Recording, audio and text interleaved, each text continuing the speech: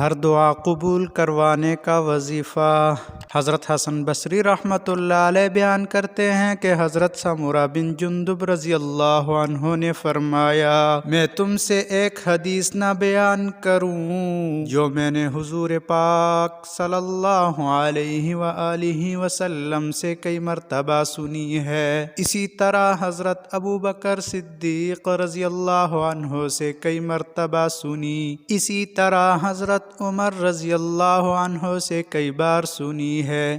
میں نے کہا جی ہاں ضرور بتائیں۔ انہوں نے فرمایا، جو شخص ان کلمات کو صبح و شام پڑھے گا اللہ تعالیٰ اس کی ہر دعا کو قبول فرمائے گا۔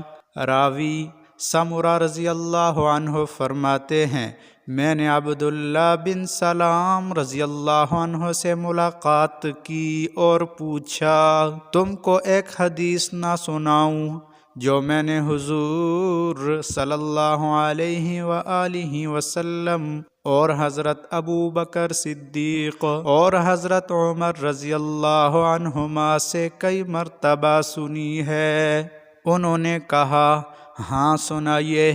میں نے حدیث مذکورہ بیان کی تو انہوں نے کہا، اللہ کی قسم میرے ماں باپ قربان ہو جائیں اللہ کے رسول پر، یہ وہی کلمات ہیں جو اللہ تعالیٰ نے حضرت موسیٰ علیہ السلام کو عطا کیے تھے۔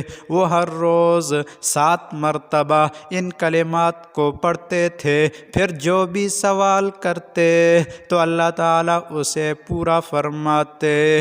وہ کلمات یہ ہیں، اللہم انت خلقتنی وانت تہدینی وانت تطعمنی وانت تسقینی وانت تمیتنی وانت تحیینی۔ ترجمہ، اے اللہ تو نے مجھے پیدا کیا اور تو مجھے ہدایت دیتا ہے، اور تو ہی مجھے کھلاتا ہے اور مجھے پلاتا ہے، اور تو ہی مجھے موت دیتا ہے اور تو ہی مجھے زندگی دیتا ہے۔ کتنے پیارے کلمات ہیں، کتنے آسان کلمات ہیں۔ اللہ تعالی ہمیں ان کو اپنی زندگیوں میں شامل کرنے کی توفیق نصیب عطا فرمائیں۔